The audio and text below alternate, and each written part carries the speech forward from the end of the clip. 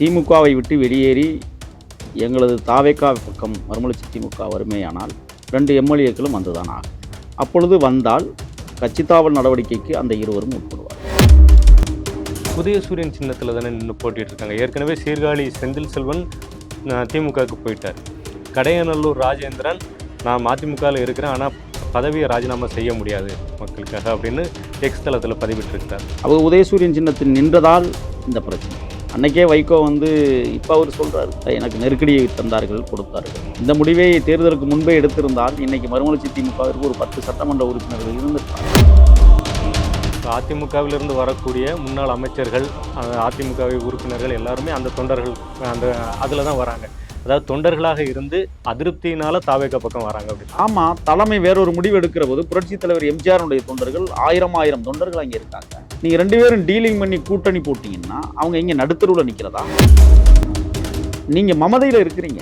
உங்கள் இயக்கம் நிர்மூலமாக்கப்பட்டு கொண்டிருக்கிறது. தொண்டன் அனைவரும் தாவேகா பக்கம் சாறை சாறையாக லட்சக்கணக்கில் வந்து சேருகிறார்கள். காரணம் என்ன தெரியுமா? இன்னொரு புரட்சித் தலைவர் இந்த மண்ணில் உருவாகும். தேர்தல் சமயங்களில் ஊழல் செய்தவர்கள் இந்த அதிமுகவும் திமுகவும்னு பிரச்சாரம் செய்தது தாவேகா. இன்றைக்கு அந்த கட்சிகளிலிருந்தே யார் மீது ஊழல் குற்றச்சாட்டுகள் முன்வைக்கப்பட்டதோ அவர்களே தாவேகாவுக்கு வரும்பொழுது அவர்களை சேர்த்து கொள்வது விமர்சனத்துக்குள்ளாகிறது. இது போக்குவரத்து துறை அமைச்சராக இருந்த சிவசங்கருடைய இளஞ்செழியன் கைது செய்யப்பட்டிருக்கிறார். அடுத்து யாருக்கு குறி வைப்பாங்க அப்படிங்கிறது தெரியும்.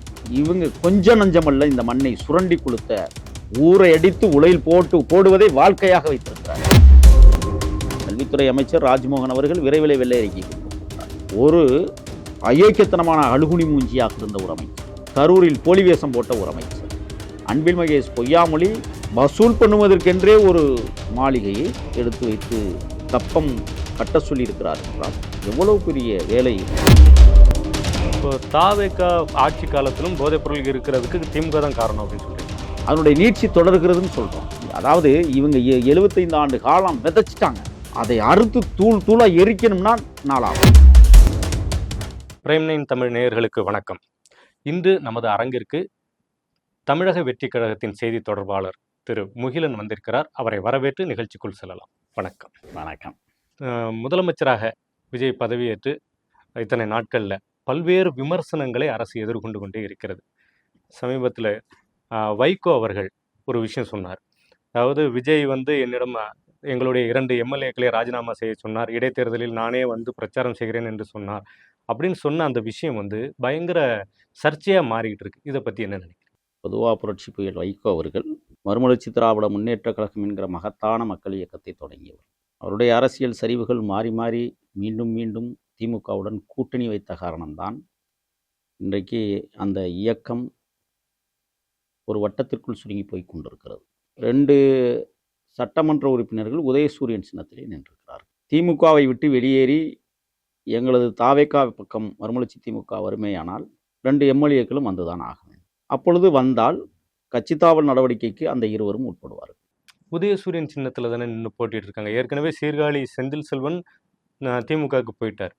கடையநல்லூர் ராஜேந்திரன் நான் மதிமுகவில் இருக்கிறேன், ஆனால் பதவியை ராஜினாமா செய்ய முடியாது மக்களுக்காக அப்படின்னு எக்ஸ் தளத்தில் பதிவிட்டிருக்கிறார். பொதுக்குழுவில் அதனால் கலந்துக்கிட முடியலை அப்படின்னு சொல்லிட்டு. அப்படி இருக்கிறப்ப இது எப்படி? இல்லை, அதுதான் வைகோவை மீறி சில பேர் செயல்படுகிறார்கள் என்பதற்கு இதெல்லாம் சான்று. அவர் தேர்ந்தெடுத்த நபர்கள் தெளிவாக தேர்ந்தெடுக்கப்படவில்லை அப்படிங்கிறத இது குறிக்குது. அவர் உதயசூரியன் சின்னத்தில் நின்றதால் இந்த பிரச்சனை. அன்னைக்கே வைகோ இப்போ அவர் சொல்கிறாரு, எனக்கு நெருக்கடியை தந்தார்கள், கொடுத்தார்கள்.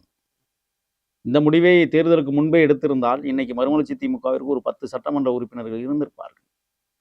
2 அமைச்சர் பெருமக்கள் அங்கம் வகித்திருப்பார்கள். அடுத்த கட்ட நகர்வுக்கு அந்த இயக்கத்தை முன்னெடுத்து செல்வதற்கான ஒரு வழிவகை தோன்றியிருக்கும்.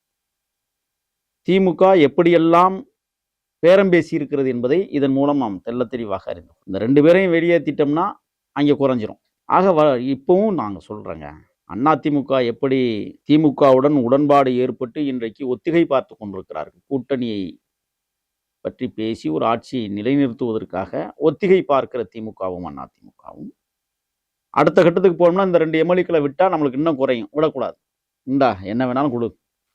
ஏன்னா அடுத்து அதிமுக திமுக கூட்டணி சேர்ந்து ஒரு ஆட்சி அமைப்பதற்கான காலச்சூழலை உருவாக்குவதற்காகவே இந்த 2 பேரையும் விடலை திமுக. இப்போ திமுகவும் அதிமுகவும் ஒரே நேர்கோடு தான். அவங்க தான் சொல்லிட்டாங்களே, நாங்கள் ஒரு தகப்பன் பிள்ளைகள்ன்ட்டாங்க. அப்புறம் என்னதுக்கு தனித்தனி தலைமை? இல்ல இப்ப இதுக்கு திமுக தரப்புல இருந்து சொல்ற விஷயம், இப்படி ஒரு பேச்சுவார்த்தை நடக்கவே இல்ல. நடந்தாலும் கூட மதிமுக, திமுகவிலிருந்து பிரிந்து சென்றதுதான் கூட்டணி வைத்துக் கொண்டது. சிபிஐ, சிபிஎம் பிரிந்து சென்றதுதான். ஒன்றாக ஒரே கூட்டணியில் பயணித்தார்கள். அப்படி இருக்கிறப்ப இது என்ன தவறா இருந்துட முடியும்? அப்படிங்கிற ஒரு கேள்வியும் வைக்கிறாங்க. ஆனா திமுக தரப்புல இருந்து முற்றிலுமாக மறுக்கிறார்கள். இந்த மாதிரி ஒரு பேச்சுவார்த்தை நடக்கவே இல்ல. அது ஒரு வதந்தி தான். திருடன் திருடிட்டு சொல்லுவானா என்ன? எட்டி உதைந்தார் 200 தடவை முதுகை திருப்பி முட்டியும் பார்த்தார்னு இருண்ட வீட்டு கவிதையை படித்தால் திமுகவிற்கு ஞாபகம் வரும் என்று நான் நினைக்கிறேன். பாரதிதாசன் எழுதிய கவிதை. இப்போ நீங்க கேட்குறீங்க, மறுமலர்ச்சி திமுக இந்த மண்ணில் ஆட்சியே ஆளலையே. அதிமுக இந்த பூமியை ஆண்டிருக்கிறது, இந்த தேசத்தை ஆண்டிருக்கிறது. கலைஞருக்கு எதிராக புரட்சித் தலைவர் எம்ஜிஆர் அவர்கள் அந்த இயக்கத்தை தோற்றுவித்தார். சட்டசபையில் அம்மையார் ஜெயலலிதாவிற்கு நடந்த கொடுமைகளை யாரும் மறந்துவிட முடியாது. திமுகவினர் செய்த அட்டுழியம். ஏன் குறிப்பா முன்னாள் எம்எல்ஏ, முன்னாள் அமைச்சர் தோற்று துவண்டு போய் அவமரியாதையை உள்வாங்கி கொண்டிருக்கிற முன்னாள் அமைச்சர் துரைமுருகன் செய்த செயற்பாடுகள் யாரும் மறந்துவிட முடியாது. அடிமட்ட தொண்டர்களுக்கிடையே ஆயிரம் அடிதடி பிரச்சனைகளை உருவாக்கியவர்கள் இந்த 2 இயக்கத்தில். தலைமை ஒன்று சேரலாம், தொண்டன் எப்படி சேருவான்? அந்த தொண்டன் தான் இப்ப தமிழக வெற்றி கழகம் பக்கம் வந்து கொண்டிருக்கிறான். அதை நீங்க கவனத்துல எடுத்துக்கணும். அதிமுகவிலிருந்து வரக்கூடிய முன்னாள் அமைச்சர்கள், அதிமுகவை உறுப்பினர்கள் எல்லாருமே அந்த தொண்டர்கள் அதுல தான் வராங்க. அதாவது தொண்டர்களாக இருந்து அதிருப்தியினால தாவேகா பக்கம் வராங்க அப்படி. ஆமா, தலைமை வேறொரு முடிவு எடுக்கிற போது புரட்சி தலைவர் எம்ஜிஆருடைய தொண்டர்கள் ஆயிரம் தொண்டர்கள் அங்கே இருக்காங்க. புரட்சி தலைவி என்று நான் பேசுவதில்லை. அம்மையார் ஜெயலலிதாவுடைய தொண்டர்கள் அங்கே ஆயிரம் பேர் இருக்கிறார்கள். நீங்க 2 பேரும் டீலிங் பண்ணி கூட்டணி போட்டீங்கன்னா அவங்க இங்க நடுத்தருவில் நிக்கிறதா? ஒரு ஊருக்குள்ள எதிரும் புதிருமா நின்று வேலை செஞ்சவன் எப்படி கைகோர்த்து நிற்க முடியும்? மறுமலர்ச்சி திமுக வீழ்ந்ததற்கு காரணம் அதான் நான் முதவே சொன்னேன். திமுகவோடு மறுமலர்ச்சி திமுக தொண்டன் எப்படி கரம் கோர்த்து களத்தில் நிற்க முடியும்? முடியாதுல்ல. வீழ்ந்ததுக்கு காரணமே அதானே. இப்பொழுதும் வீழ்ந்ததுக்கு அதிமுக காரணம் இதுதான். தொண்டர்கள் களத்துல வந்து ஒன்று சேர முடியவில்லை. முடியாது. எப்படி முடியும்னு நீங்க நினைக்கிறீங்க? ஒண்ணு. 2வது இன்னொரு செய்தி, எடப்பாடி பழனிசாமி, இப்ப அவருக்கு பேரை மாத்தியாச்சு, டெட்பாடி பழனிசாமி, இதுவரை அரசியல் நகர்வுகளில் சாதித்தது என்ன? நான் கேட்கிறேன், பாரதிய ஜனதாவோட கூட்டணியா இல்லையா உறுதிப்படுத்த முடியுமா? இப்ப கூட்டணியில இருந்த காலத்திலே அவர் வந்து வெளிப்படையா எதுவும் சொல்லல. தேர்தல் நேரத்தில் அறிவிப்போம். யாரு அறிவிச்சாரா? ஒரே மேடையில் நின்னாங்களா? ஏன் நிக்க முடியல? உங்களுடைய இந்த இரட்டை நாக்கு, இரட்டை தன்மை, இது எல்லாமே இரட்டையில இருக்கிறது என்பதற்காக இரட்டை என்று முடிவெடுத்தது காரணம் இன்னைக்கு உங்களை அனாதையாக்கி வைத்திருக்கிறார். நீங்க நினைக்கிறீங்க இரட்டலை இருக்கிறவரை நம்ம அதிகாரத்தை வென்று விடலாம். இந்த தேசத்தில் அழிந்து போன இயக்கங்கள், மாபெரும் இயக்கங்கள், கம்யூனிஸ்ட் இயக்கங்களை காணாமல் போன வரலாற்று உண்மைகள் இந்த மண்ணில் பதியப்பட்டிருக்கிறது. நீங்களாம் எம்மாத்திரம் நினைக்கிறீங்க? காங்கிரஸ் எங்க தமிழ்நாட்டில்? காமராசரும் கக்கனும் உலாவிய மண் இந்த மண். அதுவே கரைந்து தேய்ந்து ஓடாய் போன நேரம் உயிர் கொடுக்கிறது தாவேகா. அப்ப நீங்க மமதையில இருக்கிறீங்க. உங்க இயக்கம் நிர்மூலமாக்கப்பட்டு கொண்டிருக்கிறது. தொண்டன் அனைவரும் தாவேகா பக்கம் சாரையாக லட்சக்கணக்கில் வந்து சேருகிறார்கள். காரணம் என்ன தெரியுமா? இன்னொரு புரட்சி தலைவர் இந்த மண்ணில் உருவாக்கி இருக்கிறார். புரட்சி தலைவருக்கு பிறகு ஒரு உண்மையான மக்கள் தலைவனை எங்கள் மகத்தான தலைவன் தளபதி ஜோசப் இசை அவர்கள் திகழ்கிற காரணத்தால் இன்றைக்கு ஆயிரம் தொண்டர்கள் படையெடுத்து வருகிறார்கள். சிறுவர்கள் சிலுவை போரை கடந்ததைப் போல இன்றைக்கு இளைஞர்கள் கூட்டம் எங்களது இயக்கத்திற்கு வந்து கொண்டிருப்பதை தினந்தோறும் ஊடகங்களில் பார்த்து கொண்டிருக்கிற உண்மை செய்திகளை நீங்கள் அறிவீர்கள். இப்போ ஏற்கனவே இந்த எலெக்ஷன் டைம்ல சொன்னாங்க, தேர்தல் சமயங்களில் வந்து ஊழல் செய்தவர்கள் இந்த அதிமுகவும் திமுகவும்னு பிரச்சாரம் செய்தது தாவேகா. இன்றைக்கு அந்த கட்சிகளில் இருந்தே யார் மீது ஊழல் குற்றச்சாட்டுகள் முன்வைக்கப்பட்டதோ அவர்களே தாவேகாவுக்கு வரும்பொழுது அவர்களை சேர்த்து கொள்வது விமர்சனத்துக்குள்ளாகிறது. இது எப்படி? இல்லை, ஊழல் செய்த அமைச்சர்கள் அப்படிங்கிற பட்டியலில் அதிகமான பேர் இன்னைக்கு திமுகவில் தான் அதிகமாக இருக்கிறாங்க. ஓபிஎஸ் ஆக இருக்கட்டும், ரகுபதியாக இருக்கட்டும், KKSSR ஆகட்டும், அல்லது ராஜ கண்ணப்பனாக இருக்கட்டும், எண்ணற்ற அமைச்சர் பெருமக்கள் அங்கே செய்த ஊழலில் திளைத்தவர்கள், ஊதாரிகளாக தெரிந்தவர்கள் இன்றைக்கு திமுக பக்கம் போய் ஐக்கியமாகி கொள்ளையடித்து தலைமைக்கு கொடுத்து கொண்டிருந்ததை பார்க்க முடிந்தது. இன்றைக்கு அதனுடைய விளைவு என்ன ஆகிறது? நாம் பேசிக்கொண்டிருக்கிற நேரத்தில் போக்குவரத்து துறை அமைச்சராக இருந்த சிவசங்கருடைய உதவியாளர் என்று சொல்லக்கூடிய நெடுஞ்செழியன் என்கிறவர் கைது செய்யப்படுகிறார். இளஞ்செழியன் கைது செய்யப்பட்டிருக்கிறார். அடுத்து யாருக்கு குறி வைப்பாங்க அப்படிங்கிறது தெரியும். இவங்க கொஞ்சம் நஞ்சமல்ல இந்த மண்ணை சுரண்டி கொடுத்த, இன்னும் சொல்ல போனால் ஊதாரிகள் மட்டுமல்ல, ஊர் பொறுக்கிகளாகவும் இருந்திருக்கிறார். ஊரை அடித்து உலையில் போடுவதை வாழ்க்கையாக வைத்திருக்கிறார். மா சுப்பிரமணியன் என்கிற யார் அந்த சார் இன்றைக்கு கைது செய்யப்படுகிற ஒரு சூழல் உருவாகி இருக்கிறது. உடனே திமுகவில் இருக்கிற அள்ளிச்சில்லுகள், கரிச்சாங்குஞ்சுகள், கரப்பான் பூச்சிகள் எல்லாம் இன்னைக்கு கதறுகிறது. என்ன யோக்கியமா நீங்கெல்லாம்? நான் கேட்கிறேன். மாசு என்ன சொன்னார்? அவர் ஆட்சியில ஜீரோவில் இருக்குன்னாரு போதைப் பொருள் கடத்தல். ஜீரோவில் வச்சுக்கிட்டு இருந்தவருக்கு இன்னைக்கு போதைப் பொருள் ஒருத்தர் சாப்பிட்டாருன்னு சொல்லிட்டு இன்னைக்கு வெளி உலகத்துக்கு அவமானப்படுத்துகிற செயல் உங்களுக்கு தான் சார்ந்தது. நீங்க தான் அதை புழக்கத்தில் விட்டுருந்தீங்க. இப்போ தாவேகா ஆட்சி காலத்திலும் போதைப் பொருள் இருக்கிறதுக்கு திமுக தான் காரணம் அப்படின்னு சொல்றீங்களா? அதனுடைய நீட்சி தொடர்கிறதுன்னு சொல்றோம். அதாவது இவங்க 75 ஆண்டு காலம் விதைச்சிட்டாங்க. அதை அறுத்து தூள் தூளா எரிக்கணும்னா நாளாகும். அதைத்தான் நாங்கள் இப்போ எங்கள் தலைவரும் எங்கள் தலைமையிலான ஆட்சியும் எடுத்துக்கிட்டு இருக்காங்க. நீங்கள் உங்கள் மனச்சாட்சியை தொட்டு சொல்லுங்கள். கடந்த ஆட்சியை போல் இந்த 1 மாத காலம் தமிழ்நாட்டில் நிலவுகிற சூழல் எப்படி இருக்கிறது என்பதை நீங்கள் அறிவீர்கள். இன்றைக்கு பேருந்து நிறுத்தங்களில், பேருந்து நிலையங்களில் நள்ளிரவில் கூட பெண்கள் பாதுகாப்பாக போக முடிகிற ஒரு சூழலை உருவாக்கி தந்திருக்கிறது. ஒரு மாவட்டத்திற்கு 7 பேர் தான் சிங்கப்பெண்கள் சிறப்பு படையில பணியாற்றக்கூடியவர்கள். சுத்தி சுத்தி சுழல்றாங்க மாவட்டம் முழுக்க. அந்த படையை விரிவாக்கம் செய்வதற்கான ஏற்பாடுகளை எங்கள் தலைமை செய்து கொண்டிருக்கிறது. இப்போ தொடர்ந்து பெண்கள் மீதான பாலியல் வன்கொடுமைகள் தொடர்பான செய்திகள் வந்துகிட்டே தானே இருக்குது. அதுல எந்த ஆட்சியிலும் வராமல் இல்லை. ஆனால் குற்றவாளிகளை தப்பிக்க விட்ட ஆட்சியாளர்கள் தான் கடந்த காலங்களில் பயணித்திருக்கிறார்கள். எங்களது ஆட்சியில் குற்றம் நடைபெற்ற அடுத்த 6 மணி நேரத்திற்குள்ளாகவே அத்தனை பேரும் கைது செய்யப்பட்டு சிறைப்படுத்தப்படுகிறார்கள். அது மட்டுமல்ல, சார்ஜிட் என்று சொல்லக்கூடிய குற்றநகல் அறிக்கையை உடனடியாக வழங்குவதற்கு ஏற்பாடு செய்யப்பட்டிருக்கிறது. குற்றவாளி உடனடியாக தண்டிக்கப்பட வேண்டும் என்பதில் உறுதியாக இருக்கிற அரசாக இது இருக்கிறது. ஒரு வீட்டுக்குள்ள பக்கத்து வீட்டுக்காரனுக்கும் இன்னொரு பக்கத்து வீட்டுக்காரனுக்கு பிரச்சனை, இவன் பொண்டாட்டி அவன் வச்சிருக்கான், அவன் பொண்டாட்டி இவன் வச்சிருக்கிறாங்கிற பிரச்சனையை அரசு கண்டுகொள்ள முடியாது. அந்த ஊர்ல முக்கியஸ்தர்கள் கூப்பிட்டு அதை பேசுவாங்க. இதுதான் காலங்காலமாக இருக்கிற நடைமுறை வழக்கங்கள். ஆனால் அது கொலையிலே போய் முடிகிற போது அரசு தலையிட வேண்டிய பொறுப்பு ஏற்படுகிறது. அதற்காகத்தான் நான் தொடர்ந்து எங்களது தமிழக முதல்வருக்கு ஒரு விடயத்தை நான் சொல்லிக்கொண்டே வருகிறேன். நான் சொல்லுவது என்பது என்னுடைய தார்மீக கடமை. என் அண்ணனுக்கு ஒரு தம்பி சொல்லுகிறேன் என்றுதான் அது பொருள்பட எடுத்துக்கொள்ள வேண்டும். ஊர்காவல் படை என்கிற அந்த திட்டத்தை மாற்றுங்கள். அவர்கள் ஊர்களுக்கு செல்வதில்லை. அவர்கள் இருக்கிற காவல்துறை அதிகாரிகளுக்கு எடுப்பு வேலையை செய்து கொண்டிருப்பதுதான் அவர்களுக்கு வேலை. ஆகையால் ஊர்காவல் படை என்பதை அழித்தொழித்து விட்டு கிராமிய பாதுகாப்பு படை உருவாக்கப்பட வேண்டும். அந்த கிராமிய பாதுகாப்பு படை அந்த கிராம நிர்வாக அலுவலருக்கு தலைமையின் கீழ் இயங்க வேண்டும். அவருக்கு கீழே இயங்குகிற 8 அரசு அதிகாரிகள் கண்காணிக்கப்பட வேண்டும். அப்பொழுதுதான் ஒவ்வொரு கிராமத்திலும் ஒவ்வொரு வீட்டிற்குள்ளும் என்ன பிரச்சனை இருக்கிறது என்பதை ஆணித்தரமாக சொல்ல முடியும். அதன் மூலமாகத்தான் அந்த பிரச்சனைகளை கையாள முடியும். ஆகையால் ஊர்காவல் படையை அழித்தொழித்து விட்டு கிராமிய பாதுகாப்பு படையை உருவாக்குவார்களே ஆனால் விஓவுக்கு அந்த தகவல் வரணும். விஓவுக்கு தகவல் வந்தால் குடும்ப பிரச்சனை அப்படின்னா அது உடனடியாக காவல்துறை வசம் ஒப்படைக்க வேண்டும். இல்லை அது சாதி மோதல் பிரச்சனை அப்படின்னா தீண்டாமை ஒழிப்பு காவல்துறைக்கு நீங்கள் கண்டிப்பாக சொல்லணும். அதோடு மட்டுமல்ல, காதல் பிரச்சனை இது கொலையில் போய் முடிய போகுதுன்னு சொன்னால் உடனடியாக சிங்கப்பெண் சிறப்பு படைக்கு தகவல் தெரிவித்து உரிய நடவடிக்கைகளை மேற்கொள்ள வேண்டும். இதெல்லாம் நடைமுறையில் கொண்டு வரணும்னு நாங்கள் ஆசைப்படுறோம். அப்போ தான் ஓரளவுக்கு கேணும்.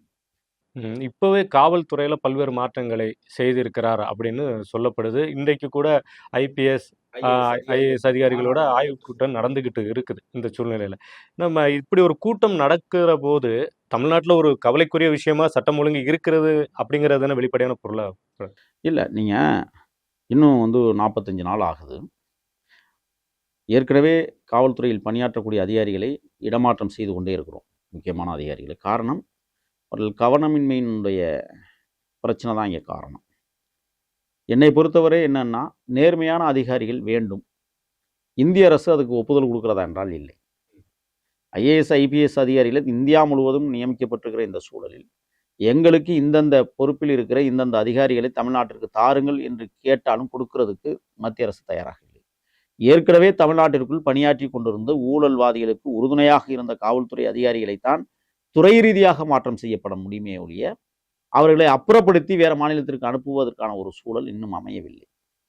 அப்பொழுது அந்த ஊழலில் திளைத்தவர்களை கணக்கில் எடுப்பதற்காகவே நீங்க சென்னை மாநகரத்தினுடைய கமிஷனராக இருந்த அருணை இன்னைக்கு லஞ்ச ஒழிப்புத்துறைக்கு மாற்றம் செய்யப்படுகிறார். ஏன்னா அவருக்கு ஏன் போட்டோம்னா அவருக்கு தெரியும் எந்தெந்த அமைச்சர்கள் எங்கெங்கெல்லாம் வந்து கொள்ளையடிச்சிருக்கிறான், எதில் வந்து லாபம் பார்த்துருக்கிறான் அப்படின்னு.